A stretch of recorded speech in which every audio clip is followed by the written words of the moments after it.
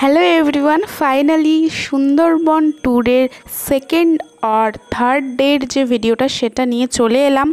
তো এই ভিডিওতে অনেক ইনফরমেশান থাকবে, তো তোমরা লাস্ট পর্যন্ত দেখো। যারা ফার্স্ট পার্টটা দেখোনি এখনও পর্যন্ত চ্যানেলে গিয়ে দেখে নিও। তো সেই দিন কী হয়েছিল সবটাই আমি শেয়ার করে দিয়েছি অলরেডি। আর এইটা হলো আমাদের ফাইনাল যে হোটেলের ভিউটা। হোটেলটা কিন্তু বাইরে, এটা হচ্ছে বাইরের ভিউ, আর ভেতরের ভিউটা তোমাদের দেখালাম। বেশ ভালো ছিল, আমার কিন্তু হোটেলটা পার্সোনালি ভালো লেগেছে, কারণ সব ঘরগুলোই কিন্তু আলাদা ছিল, একটার সাথে একটা অ্যাটাচ ছিল না, বেশ ভালো ছিল। তো সেকেন্ড ডেতে আমরা বেরিয়ে পড়েছি অলরেডি বোর্ডের উদ্দেশ্যে। সকাল 7টার সময় আমাদের রেডি থাকতে বলা হয়েছিল, 7টা থেকে 7:30টার মধ্যেই সবাই চলে গিয়েছিল। আর এই যে রাস্তাটা আমার কিন্তু ভীষণ ভালো লেগেছে। এই রাস্তাটা এত মানে গ্রামীণ আর কি, পরিবেশটা এত সুন্দর, সত্যি খুবই ভালো লাগবে এই জায়গাটা। এরপর আমরা ওয়েট করছিলাম যে কখন আমাদের বোট আসবে, এবং তারপর আমরা বোটে অলরেডি এন্টার করব। এখানে দেখতে পাচ্ছ অনেক ট্রাভেলের যে বোট সেগুলো দাঁড়িয়ে থাকবে। এখান থেকেই সমস্ত জায়গায় যে কোনো ট্রাভেল তোমরা বুক করো না কেন, এখান থেকেই কিন্তু ওরা তোমাদেরকে রিসিভ করবে, আর এখানেই ওরা এসে সারা দিনের পরে এখানে এসে তোমাদেরকে ছেড়ে দেবে হোটেলে যাওয়ার জন্য। এখান থেকে অনেক ধরনের হোটেল আছে চারিদিকে। আর আমরা তো মৈনাক হোটেলে ছিলাম, সেটা তোমাদেরকে আগের যে পার্টটা সেখানে বলেছি। এরপর সকালবেলা থেকে আমাদের ব্রেকফাস্ট দেওয়া হয়েছিল। আর প্রথম আমরা যে লোকেশনটায় গিয়েছিলাম সেটা হলো সজনেখালি। সজনেখালিটা মানে একদম পাখিরালয়ের পাশেই। তো ব্রেকফাস্ট করার আগেই আমরা সজনেখালিতে নেমেছিলাম। এখানে নেমে আর কি আমাদেরকে আজকে সারা দিনের জন্য একজন ট্যুর গাইড দেওয়া হবে, যিনি সমস্ত কিছু বিস্তারিত সমস্ত ঘটনা বলবে, সুন্দরবনের সব কিছু গল্প আমাদের সাথে শেয়ার করবে, আর কোথায় কি আছে সেটাও আমাদেরকে বলবে। তো এটার জন্য আর সজনেখালিতে কিন্তু কচ্ছপ রিজার্ভ করা আছে। এই যে সামনে দেখতে পাচ্ছ এই সবুজ কালার যে জিনিসটা, ওটার মধ্যে কিন্তু ওটা আমরা দেখতে পাইনি। তো ফাইনালি কিছু ট্যুর গাইডের কিছু কথা তোমরা শুনে নাও। সেটা উড়িষ্যাতেও ভিতরকণিকা আছে, সেগুলো কিন্তু মাঝে মাঝে শীতকে বলা হয় ম্যানগ্রোভ, বাংলায় বলা হচ্ছে বাদাবন। এই বাদাবনটা কেন বলা হয়? গাছের শিকড় দিয়ে মাটিটাকে বেঁধে রেখেছে বলে বাদাবন, নোনা জলের সয়েলিভেশন বেশি। আজকে ম্যানগ্রোভ আছে বলে টোটাল ইকোব্যালেন্সটা ঠিক আছে, বা ভারসাম্যটা বজায় রেখেছে। সেই সঙ্গে সঙ্গে আমাদের ধরে একটা কুমিরের পুকুর আছে, 3টে কুমির আছে। কুমিরের পুকুরের মধ্যে কিছু গাছ আছে নারকেল গাছের মতো পাতা, নাম হচ্ছে গোল পাতা। গোল পাতা কিভাবে নামকরণ আছে? গোল ফলের থেকে গোল পাতার নামকরণ। এই গোল পাতা একটা সময় সুন্দরবনের মানুষ ঘরের ছবি করতে। এরপর আমরা এই যে নকল কচ্ছপগুলো, এগুলো কিন্তু স্ট্যাচু, এগুলোই দেখতে দেখতে এগিয়ে গেলাম সামনের দিকে। আর সামনে কিন্তু আমরা একটা কুমির দেখতে পাবো, যেটা প্রথমে আমি অ্যাকচুয়ালি ভেবেছিলাম স্ট্যাচু, কিন্তু আসলে সেটা স্ট্যাচু নয়। এমনভাবে ছিল আমি মানে ভেবেছিলাম যে ওটা স্ট্যাচু, কিন্তু ওটা রিয়েল কুমির, যেটা তোমাদেরকে আমি এখনই দেখাবো। আর এখান থেকে তোমরা ওয়াচ টাওয়ারে উঠতে পারবে, উঠে পুরো জঙ্গলটা দেখতে পাবে। হ্যাঁ না, এটা স্ট্যাচু। নড়ে না চড়ে না কেন? এত রিয়েলিস্টিক স্ট্যাচু কি করে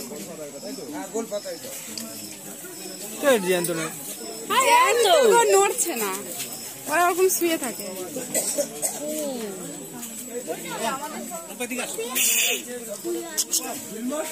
ঘুমাচ্ছে মনে হয়, ওই তো চোখ দেখছে। তো অবশেষে কুমির আর কিছু উদ্ভিদ, মানে ওখানে যেহেতু সুন্দরবনের বিশেষত্ব হলো সেখানকার উদ্ভিদ, তো তোমরা ওখানে গিয়ে কিন্তু এই ধরনের কিছু উদ্ভিদ যেগুলো সুন্দরবনে আছে খুব পপুলার, সেগুলো কিন্তু তোমরা ওখানে দেখতে পাবে সজনেখালিতে। তো সেগুলো দেখতে দেখতে আমরা ওয়াচ টাওয়ারে উঠে যাচ্ছি জঙ্গল দেখার জন্য। আর জঙ্গলটা কিন্তু দেখতে খুব সুন্দর লাগলেও তোমরা সেরকম কিছু দেখতে পাবে না, শুধু জঙ্গলটাই তোমরা এখান থেকে দেখতে পাবে কি কতটা যতটা তোমাদের চোখ যাবে ততটা শুধু ধুধু করছে জঙ্গল আর জঙ্গল। কিন্তু এটা বেশ ভালো লাগবে। আর সকালবেলা আমরা যেহেতু গিয়েছিলাম কিছুটা কুয়াশাও ছিল, তোমরা দেখতে পাচ্ছ। আর এই ওয়াচ টাওয়ারে আর কিছু দেখতে পাও না পাও এরকম একটা মৌচাক বড় সাইজের ঠিকই দেখতে পাবে। এরপর আমরা গাইড দাদার আর কিছু কিছু কথা জেনে নেবো, যেগুলো উনি খুবই ইনফরমেটিভ কিছু কথা বলবে, যার জন্য আমি কিন্তু পুরো আর কি ভিডিওটা তোমাদের সাথে শেয়ার করেছি। আবার একটা গাছের হয় ঠেস মূল হয়, কারণ এই গোড়ার থেকে যত নরম মাটি হবে রুটটা তক্তার মতো বেরিয়ে যায়, কারণ এই গাছটাকে সাপোর্ট দেওয়া, যখন ঝড় আসে সুনামি আসে ওটার জন্য গাছটা মজবুত হয়ে দাঁড়িয়ে থাকে। তার জন্য সুন্দরবনের এই ম্যানগ্রোভ গাছের শিকড় বেশি মাটিটাকে আটকে রেখেছে। হ্যাঁ দুজন রয়েছে। সুন্দরবনের ম্যাপ আমাদের সদ্য দীপকগিরি মহাশয় উনি বুঝিয়ে দেবেন এই ম্যাপ সম্পর্কে, একটু শুনে নেবেন। আচ্ছা, সকলে সুন্দরী গাছটা দেখেছেন, এবার সুন্দরবনের ম্যাপ দেখবেন। আমরা কিন্তু যে পয়েন্টটা দেখছি your here point of Sajnekhali, এটা হচ্ছে পাখিল, এটা দয়াপুর, এটা কিন্তু পুরো জঙ্গলের পাড়ে, এটা টাইগার রিজার্ভ। এটা এই যে এখান থেকে হলুদ বর্ডার মানে এটা বাংলাদেশ। এবার এদিকটা পুরো ইন্ডিয়া। টোটাল নদীর উৎস হচ্ছে গঙ্গার ব্রহ্মপুত্র, গঙ্গার হুগলি মাতলায় সুন্দরবনে মিশেছে ব্রহ্মপুত্র বাংলাদেশের সাইডে। এবার দুই নদীর মোহনা থেকে সুন্দরবনের আয়তন 26,000 বর্গ কিলোমিটার। ঠিক তারপরে যখন দুটো পার্টে ভাগ হয়, এই হলুদ থেকে বাংলাদেশ, যেটা হচ্ছে ইন্ডিয়ার পার্ট 16,000 বর্গ kilometre, Bangladesh part, India part 10,000 বর্গ কিলোমিটার। আমাদের এই 10,000 বর্গ কিলোমিটার ইন্ডিয়া পার্টের মধ্যে 102টো বদ্বীপ আছে। 102টো বদ্বীপের মধ্যে 54টা বদ্বীপ মানুষের বসতি, 48টা দ্বীপ পুরো জঙ্গলের পার্ট। এটা এই সবুজ মানে এই সাদা সাদা যে চ্যানেল মানে এটা একটু পরে আমরা কিন্তু ওইগুলো দিয়ে লঞ্চ নিয়ে যাব। বোথ সাইড সবুজ মানে ম্যানগ্রোভের বদ্বীপ, সেখানে সবুজ গাছ, তার মধ্যে বন্যপ্রাণী আছে। এবার এই বর্ষা হচ্ছে, বন্যপ্রাণী কোথায় দেখা যাবে কিছু বলার নেই, ওরা ঝোপের মধ্যে লুকিয়ে থাকে, ওরা ছাতা নেই যেহেতু, ওরা গাছের পাতার ছাওয়াটা ওদের ছাতা হিসাবে ব্যবহার করে। এবার সেই সঙ্গে এই যে টাইগার রিজার্ভ যেটা আছে, এটা কিন্তু আমরা 3টে পার্টে ভাগ করেছি। আমাদের সজনেখালি থেকে এই নেতিদোপানি থেকে এটা ওয়াইল্ড লাইফ সেঞ্চুয়ারি এরিয়া, এই পার্ট থেকে এটা বুড়িদাবি থেকে এটা বাফার, এখান থেকে এটা কোর জোন এরিয়া, এটা ডিভিশনাল ফরেস্ট। এবার এই যে 3টে পার্টে ভাগ, এবার এই যে ওয়াইল্ড লাইফ সেঞ্চুয়ারি এরিয়া মানে এটা টুরিস্ট স্পট। একটু পরে কিন্তু আমরা লঞ্চে উঠে আমরা কিন্তু সেই জঙ্গলের মধ্যে 40 মিনিট পরে প্রবেশ করব, যেখান থেকে এন্ট্রি পয়েন্ট। যখন এন্ট্রি পয়েন্টে প্রবেশ করছি তখন দুটো বদ্বীপ ভাগ হবে, ছোট ক্যানেল সুদর্ণখালি, সেই সুদর্ণখালি ক্যানেলটা হচ্ছে এইটা। সেখানে যখন প্রবেশ করবো দুদিকে বন্যপ্রাণী এরিয়া, তারপরে আর কোনো বসতি থাকবে না, কোনো লাইলনের নেট থাকবে না, মোবাইলের নেটওয়ার্ক থাকবে না। আস্তে আস্তে জঙ্গলের ভিতরে চললাম বন্যপ্রাণী দেখার জন্য। কি দেখতে পাবো পরের কথা, বন্যপ্রাণী, সুন্দর পরিবেশের মধ্যে ঘুরবো, সুন্দরবনকে উপভোগ করবো, পরিবেশটা দেখবো। সেই সঙ্গে এটা হচ্ছে কোর জোন, যেটা ন্যাশনাল পার্ক। এখানে কিন্তু কোনো টুরিস্টের পারমিশন দেওয়া হয় না, কারণ এখানে যদি সমস্ত জায়গায় বোট বা টুরিস্ট চলে তাহলে বন্যপ্রাণীর ব্রিডিং পিরিয়ডের সময় অনেকটা ডিস্টার্ব হয়। সেই কারণে এই জায়গাটাকে বলা হচ্ছে কোর এরিয়া। 1927 সালে এটাকে অল হেরিটেজ সাইট হিসাবে ঘোষণা করা হয়েছে। যেমন আমাদের জলদাপাড়া, আসাম, কাজিরাঙ্গা, গরুমারা, কানাবাক্সা যেমন ন্যাশনাল পার্ক, সুন্দরবনও ন্যাশনাল পার্ক। এখানে প্রত্যেক জায়গায় যে হলুদ ঘর মানে ফরেস্টের অফিস আছে, ফরেস্টের স্টাফ আছে, তারা জঙ্গলগুলো রক্ষা করছে বা যে স্পটে টুরিস্ট যাচ্ছে যাতে কোনো রকমভাবে পলিউশন না হয় বা চিৎকার চেঁচাবে তার জন্য দেখছে। আর এটা বাফার মানে যেটা আমি একটু আগে বলেছিলাম, মধু, কাঁকড়া, মাছ, তাদের জন্য এই এরিয়া ছাড়া। তারা কিন্তু এই এরিয়ার মধ্যে পারমিশন করে আমরা যেমন জঙ্গলে প্রবেশ করছি, তারাও কিন্তু এইভাবে কিন্তু জঙ্গলের মধ্যে প্রবেশ করছে। এবার এই টাইগার রিজার্ভের মধ্যে বাঘের সংখ্যা 2022-23 আছে, আনুমানিক 101টা বাঘ। কোথায় কিভাবে আছে আমরা জানছি না। প্রতি 2 বছর অন্তর সেন্সাস হয়। এই সেন্সাসটা হয় শীতকালে। শীতকালে কেন সেন্সাস হয়? শীতকালে সেন্সাস হলে জঙ্গলের ভিতরে সূর্যের আলোটা প্রবেশ করে না, বন্যপ্রাণী বেশি হাঁটাচলা করে। তার জন্য যে সিসি ক্যামেরা থাকে তাতে কিন্তু ছবিটা ভালো ধরা পড়ে, তার থেকে ক্যামেরা বা বাঘের টাইপ দেখে কিন্তু সেন্সাস হয়। বহু আগে হতো পাগমাঠ, দ্বিতীয়বার রেডিও কলার, লাস্ট টাইম সিসি ক্যামেরা। আমরা সেই জায়গাগুলো যখন যাব, আমরা সজনেখালি, সুদর্ণখালি, দোবাঁকি, এই যে দোবাঁকি দেখাচ্ছে লাস্ট পয়েন্ট, আমরা দোবাঁকি যখন যাব প্রায় এখান থেকে প্রায় 3.5 ঘন্টা বোট চালিয়ে এই স্পটে যেতে হবে। বোথ সাইড জঙ্গল। এখানে যখন যাব লাস্ট পয়েন্ট ওটা হয় দোবাঁকির আগে আমাদের পঞ্চমুখানি মোহনা পড়তে পারে, নয় দোবাঁকি দেখার পরে পঞ্চমুখানি মোহনা, 5 নদীর সঙ্গম পয়েন্ট। যখন ওখানে বেরোবো সেই জায়গায় তখন কিন্তু 5টা নদীর নাম বলবো। সেই সঙ্গে এগুলো সবই ম্যানগ্রোভ, 84 প্রজাতির ম্যানগ্রোভ আছে সুন্দরবনে। সুন্দরীটা আমরা দেখলাম। এবার গেঁয়ো, গরান, ধন্দুল পশু, গর্জন, গোলপাতা, হেতালড়া, কিপা যে গাছগুলো আছে আমরা এরপরে সুদর্ণখালি যে স্পট আছে নামবো, সেখানে প্রত্যেকটা গাছের গায়ে ছোট ছোট নেম প্লেট করা আছে। সেই সঙ্গে উপরে লোকাল নেম, নিচে হচ্ছে ইংলিশ নেম, তার নিচে বোটানি। যারা গাছ নিয়ে পড়াশোনা করে তার জন্য স্পটটা বানানো। সেটার থেকে আবার সামনে এগিয়ে গিয়ে ওয়াচ টাওয়ার আছে। ওয়াচ টাওয়ারের সামনে ওখান থেকে জঙ্গলের 4টে রাস্তা করা আছে গাছ কেটে, কারণ বন্যপ্রাণী দেখার জন্য। ওটাকে এক কথায় বলা হচ্ছে অবজারভেশন পয়েন্ট। কোনো বন্যপ্রাণী যদি একটা জঙ্গল থেকে আর একটা জঙ্গল ক্রস করে তাহলে কিন্তু জল খেতে আসলে আমরা দেখতে পাবো। সেই সঙ্গে আর যে গল্পটা আছে, এটা ঝড়খালি, এটা আলাদা স্পট। ঝড়খালি থেকে পারমিশন করে কলসবনে এখানেও বাঘ আছে। এবার সমস্ত জায়গায় বাঘ আছে, কোথায় কিভাবে আছে। এই পুরো ক্লিপসটা শেয়ার করার পেছনে আমার একটাই উদ্দেশ্য, যারা সুন্দরবন সম্পর্কে জানতে চান। আমি তো অতটাও পরিষ্কারভাবে তোমাদের বলতে পারবো না, তাই যিনি জানেন, যিনি গাইড দাদা, উনি খুব সুন্দরভাবে বুঝিয়েছেন। মানে বলতেই হয়, ওনার আরও অনেক ওখানে গাইড ছিল, কিন্তু এনার মতো গাইড খুব একটা ছিল না, কারণ ইনি যেভাবে বলে দিচ্ছিলেন সেভাবে অন্য কাউকে আমি বলতে দেখিনি। খুবই সুন্দরভাবে উনি বুঝিয়ে দিয়েছেন সব কিছু। তো এরপর দেখো ব্রেকফাস্ট দিয়ে দিয়েছে সকালের। এখানে ছিল চানা আর নান আর একটা মিষ্টি। ব্রেকফাস্ট খুব ভালো ছিল। তার আধা ঘন্টা থেকে 1 ঘন্টার পর এখানে আমাদের দিয়েছিল স্ন্যাক্স হিসাবে আমুদি মাছের ভাজা, যেটাকে বলা যায়। এটা কিন্তু আগের দিনের থেকে টেস্টি ছিল, কারণ আগের দিন আমাদের দিয়েছিল চিংড়ি মাছ, তো সেটার থেকে আমুদি মাছটা আমার ভালো লেগেছে। তো এখানে আমরা একটু বিশ্রাম নিচ্ছিলাম। এবার তোমাদেরকে বলি প্যাকেজের কথায়। ট্যুর এখন তোমরা যদি ইলিশ উৎসবেও যাও বা যেখানেই যাও, প্যাকেজে তোমাদের পার হেড 3500 টাকা করে নেবে। আর থাকা খাওয়ার সম্পূর্ণ লিস্ট তোমাদের দিয়েই দেবে, সব কিছু কী কী থাকবে না থাকবে সেটা পরিবর্তন হলেও সেটা তোমাদেরকে আগে থেকে বলে দেবে। আর এরপর আমরা গিয়েছিলাম দোবাকি ক্যাম্পে। তো এখানেও একটা মানে জঙ্গলের উপর থেকে একটা হাঁটার পথ আছে শুধু। এখানে বিশেষ কিছু দেখার নেই, একটা লম্বা করে জঙ্গলের, খুব একটা ঘন জঙ্গলও নয়, এটা খুবই হালকা পাতলা একটু জঙ্গল। আর তার ভেতর থেকে একটা এরকম রাস্তা চলে যাচ্ছে, সেখান থেকে তোমরা জাস্ট ঘুরে জঙ্গলটা দেখতে পারবে। আর এখানে যেটা প্রচুর পরিমাণে দেখেছি সেটা হলো কাঁকড়া। আর এখানে কাঁকড়াগুলো যদি তোমাদেরকে আমি দেখাতে পারতাম খুব ভালো লাগতো, কারণ জানি না, আমি কিছু কিছু ক্লিপস আমার ফোনে আমি পাচ্ছি না, যেই কারণে তোমাদেরকে এখন দেখাতে পাচ্ছি না। আর যেহেতু অনেকটা নিচে ছিল কাঁকড়াগুলো, নিচ থেকে দেখা যাচ্ছিল আর কি। একটা দাঁড়ওয়ালা কাঁকড়া এখানে দেখেছি আমি, যেটা আমি ফার্স্ট টাইম এখানেই দেখেছি, আমি অন্য কোথাও আর দেখিনি, এখানেই ছিল। আর লাল লাল দেখতে ছিল কাঁকড়াগুলো, কিছু কিছু ছিল হলুদ আর নীল কালারের কাঁকড়াও আমি এখানে দেখেছি, কিন্তু প্রত্যেকটা কাঁকড়ারই একটা করে দাঁড় ছিল। এটা আমি নতুন সুন্দরবনে গিয়েই দেখেছি। আর তারপরেই দেখো, মানে এই দৃশ্যটা আমার এতটাই ভালো লেগেছে, আমি ক্যাপচার করে রেখেছি আমাদের দেশের পতাকা, যেটা বোটের সামনেই ছিল। আর এতটাই হাওয়া ছিল, খুব সুন্দরভাবে ফ্লো করছিল। বোটে যেতে যেতে আমরা জঙ্গলের মধ্যে প্রচুর পরিমাণে হরিণ দেখেছি, বুনো বাঁদর দেখেছি, কিছু কিছু ছোট ছোট প্রাণী দেখেছি, কিন্তু বাঘ দেখার মানে পাইনি। আর আমরা অনেকটাই জঙ্গলের ভেতর থেকে যাচ্ছিলাম, কিন্তু যেটা একটা নৌকা করে যে জঙ্গলের ভেতরে নিয়ে যায় সেটা কিন্তু আমাদেরকে নিয়ে যাওয়া হয়নি, জানি না কী কারণে। তো যাই হোক, আসি খাবার বিষয়ে। সেই দিন খাবারের মধ্যে ছিল ডাল, আলু ভাজা, আর এখানে একটা কচুর শাক ছিল, যেটা কিন্তু আমার দুর্দান্ত লেগেছে, এখানে বলতেই হবে। আগের দিনে যেরকম আর কি চচ্চড়িটা ভালো করেছিল, এবারেও কচুর শাকটা চিংড়ি মাছ দিয়ে ভালো করেছিল, খুব ভালো লেগেছে আমার।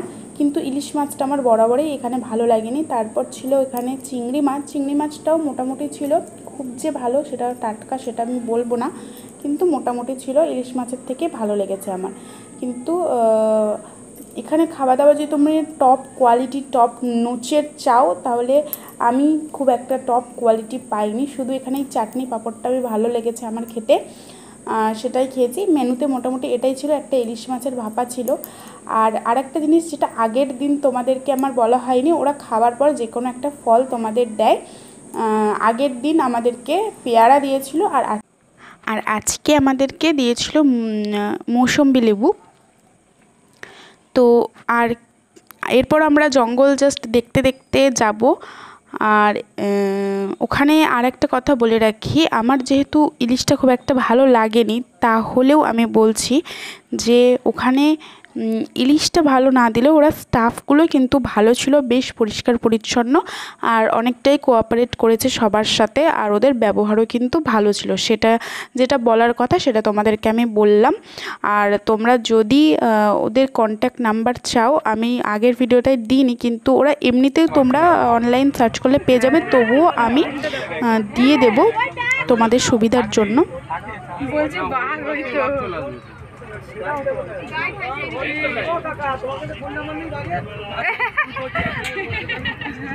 বাঘ এখন যেটা দেখা যাচ্ছে দেখুন, আচ্ছা এটা হচ্ছে চিতল হরিণ। চিতল হরিণ সুন্দর লাগছে। তো তোমরা তো দেখতেই পেলে হরিণগুলো বেশ কাছ থেকে আমরা দেখতে পেয়েছি। আর এবার দেখো জলটা অনেকটা নিচে নেমে গেছে, আর বিকেলের পর থেকে জলটা এরকমই নিচে নেমে যায়। বাঘ নেই, বাঘ আছে, বাঘ দেখেছো? এরপর আমরা ফিরে আসি আবার পাখিরালয়ের হোটেলে, এবং এখানে সন্ধেবেলা আবার কিছু ডান্স প্রোগ্রামের আর কি করেছিল ওরা আয়োজন। সেই সব প্রোগ্রাম দেখার পর আমরা বেরিয়েছিলাম একটু ঘুরতে।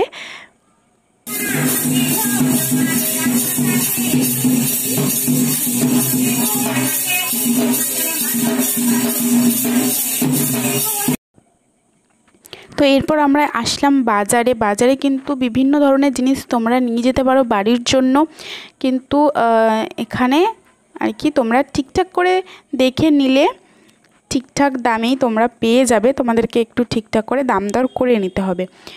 এখানে সফট টয়েজ থেকে শুরু করে ঘর সাজানোর জিনিসটাই বেশিরভাগ এখানে পাওয়া যায়। এছাড়াও ব্যাগ, টুপি এইসবও তোমরা জুটের যে সমস্ত জিনিস তৈরি হয় সেগুলোও পাবে। আর অনেক কিছু এখানে হ্যান্ড ওয়ার্কেরও থাকে, যারা নিজের হাতে বানায় হ্যান্ডমেড কিছু জিনিস, সেগুলোও তোমরা কিন্তু সুন্দরবনের স্মৃতি হিসেবে নিয়ে যেতে পারো বাড়িতে। খুব সুন্দর সুন্দর জিনিস। আমার এখানের মধ্যে একটা জিনিস খুব পছন্দ হয়েছিল, সেটা হলো একটা আয়না। দেখো এটাও কিন্তু হ্যান্ডমেডই একটা আয়না, খুব সুন্দর লাগছে। যেহেতু আয়নাটা খুবই ছোট সেই জন্য আমি আর নিইনি, কারণ এইটুকু আয়নাতে মুখ দেখাটা খুবই মুশকিল। কিন্তু তোমরা যদি সাজানোর জন্য নিতে চাও নিশ্চয়ই নিতে পারো।